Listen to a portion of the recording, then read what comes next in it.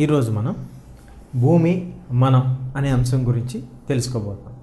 మనందరికీ తెలిసిన విధంగా భూమి అనేది కొన్ని లక్షల సంవత్సరాలుగా మానవుడు జీవిస్తున్న భూప్రాంతం. భూమి మీద కేవలం మనుషులు మాత్రమే కాదు, జంతువులు, చెట్లు, అడవులు, అలా ఎన్నో కోట్ల జీవాలు జీవిస్తూ ఉన్నాయి. మనం భూమి గురించి తెలుసుకోబోతున్నాం.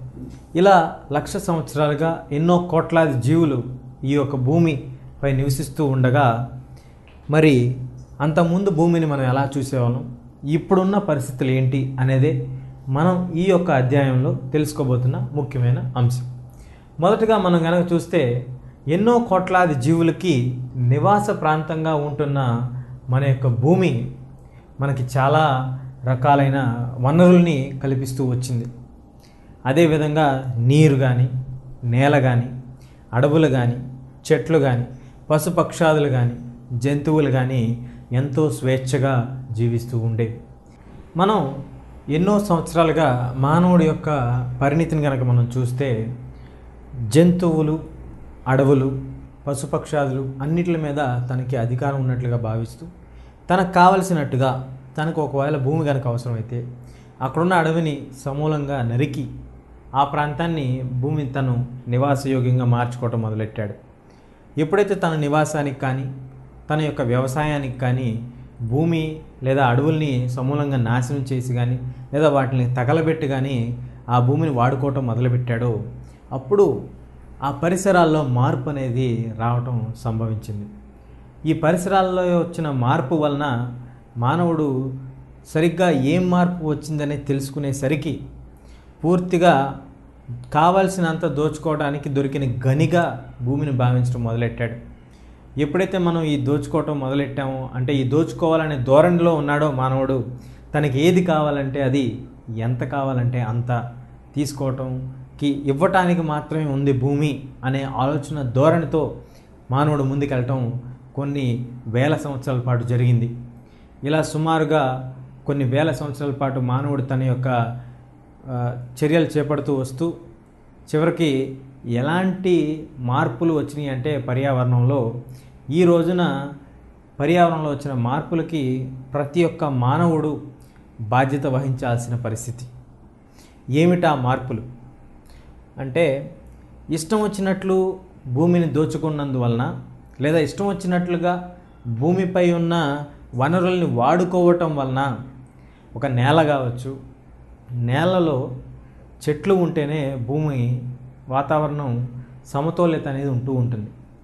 మనకి సుమారు ఎండాకాలంలో కనుక మనం చూస్తే, ఇదివరకు మన తాతల కాలంలో 40 డిగ్రీల ఉష్ణోగ్రత దాటేది కాదు. కానీ ఈ రోజుల్లో ఎండాకాలం అనేది కనుక వస్తే, ఏప్రిల్ నెల 1వ తారీఖు నుంచి జూలై నెల వరకు కూడా 45 డిగ్రీలు పెంచే ఉష్ణోగ్రతలు మనం చూస్తున్నాం. కానీ తగ్గటం అనేది మనం చూడలేకపోతున్నాం.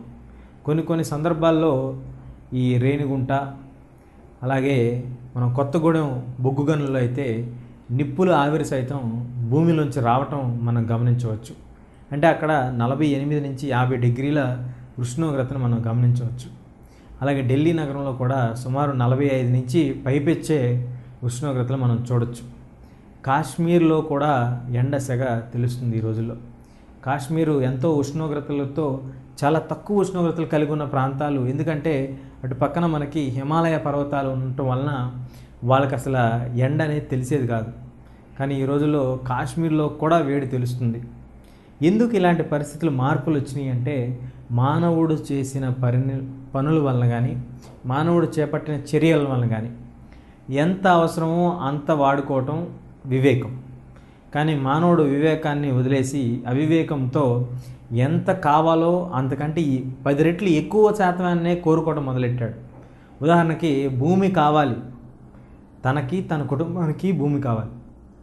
దానికి తనకు కావాల్సిన దానికంటే 10 రెట్లు ఎక్కువ ఆక్రమించుకోవటం, అడవుల్ని నాశనం చేయటం. మళ్ళీ మనం ఇప్పుడు ఇల్లు కట్టుకునే పరిస్థితులు మనం చూస్తున్నాం.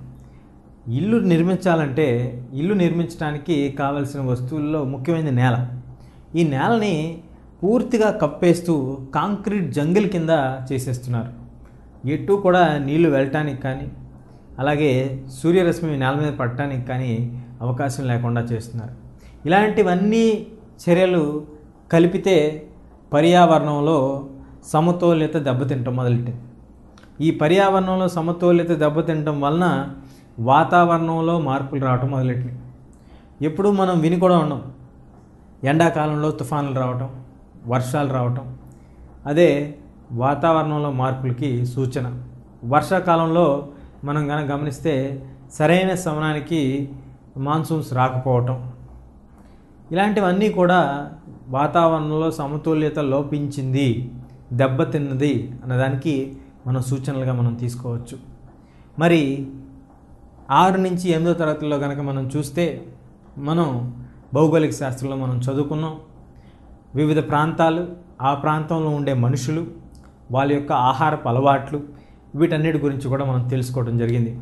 మరి ఆ విధంగా చూస్తే ఈ అధ్యాయంలో మనం భూమికి మానవుడికి ఉన్న సంబంధాన్ని, అదేవిధంగా భూమిలో వస్తున్న మార్పులు, దానికి ఎలా మనం తెలుసుకోవాలి, ఎలా మనల్ని మనం మార్చుకోవాలి, దీనివల్ల ఎలా చేస్తే మానవుడికి మనుగడ అనేది ఉంటుంది అనేది మనం ముఖ్యంగా ఈ యొక్క అధ్యాయంలో చర్చించబోతున్నాం. ఇప్పటి వరకు కూడా మనం భూమిపై మానవుడి యొక్క చర్యల ద్వారా ఏర్పడిన వాతావరణంలోని సమతుల్యత దెబ్బతింటానికి ముఖ్యమైన కారణాలని మనం క్లుప్తంగా చర్చించడం జరిగింది. ఇప్పుడు మనం మన విశ్వం, సూర్యుడు, భూమి వీటి మధ్య ఉన్న సంబంధాన్ని, అసలు వాస్తవానికి మొదటగా ఆవిర్భవించింది ఏది, భూమా, సూర్యుడా, విశ్వమా, ఎందులో మనం భాగస్థులం, దీని గురించి మనం చర్చిద్దాం. వాస్తవానికి మనం కనుక తీసుకొని ఉంటే సూర్యుడు, చంద్రుడు, గ్రహాలు అన్నీ కూడా ఒకేసారి సంభవించినట్టుగా భావిస్తూ ఉంటారు, ఆవిర్భవించినట్టుగా భావిస్తూ ఉంటారు. సూర్యుడు కానీ చంద్రుడిని కానీ మనం చూడొచ్చు. పగలు మనకి సూర్యోదయంతోనే మొదలవుతుంది. అలాగే రాత్రులు మనం చంద్రుని వీక్షించవచ్చు. కొన్ని 15 రోజులు చూడొచ్చు, 15 రోజులు చూడం. అలా గ్రహాలు అంటే మనం ఉండే భూమి కూడా ఒక గ్రహమే. ఈ సౌర కుటుంబంలో గ్రహాలు చాలా ముఖ్యమైన పాత్రను పోషిస్తూ ఉంటాయి.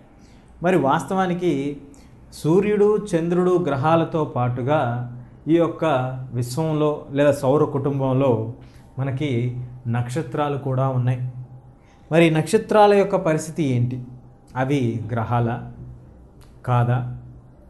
మరి ఏమిటి నక్షత్రాల యొక్క ప్రాముఖ్యత ఏంటి, నక్షత్రాలు అనేవి అసలు ఏంటి అనే దాని గురించి ఒక 100 సంవత్సరాల నుంచి లోతుగా అధ్యయనం చేయటం మొదలుపెట్టారు మన శాస్త్రజ్ఞులు. ఇలా అధ్యయనం చేస్తూ అప్పుడు సంభవించిన పరిణామాల్ని, పరిస్థితుల్ని, మార్పుల్ని గమనిస్తూ వచ్చారు. గమనిస్తూ వాటిని ఒక చోట లిఖిస్తూ వచ్చారు. అంటే ఒక 10 సంవత్సరాల తర్వాత ఎలాంటి మార్పులు వస్తున్నాయి, నక్షత్రాలు, కనబడుతున్న నక్షత్రాలు తగ్గుతున్నాయా, పెరుగుతున్నాయా, తగ్గితే ఎందుకు తగ్గుతున్నాయి, అసలు ఈ నక్షత్రాలు అనేవి ఏంటి, అవి స్థిరంగా ఎందుకు ఉంటున్నాయి అనే దాని గురించి అధ్యయనం చేయటం మొదలుపెట్టారు. అప్పుడు మనకి వెలుగులోకి వచ్చిన అంశాలు ఏంటయ్యా అంటే నక్షత్రాలు కూడా పుడతాయి, నక్షత్రాలు కూడా పెరుగుతాయి, అలాగే నక్షత్రాలు కూడా రాలిపోతాయి అనేవి మనం గత 100 సంవత్సరాలుగా సంభవించిన సంఘటనల ద్వారా తెలుసుకున్న అంశం.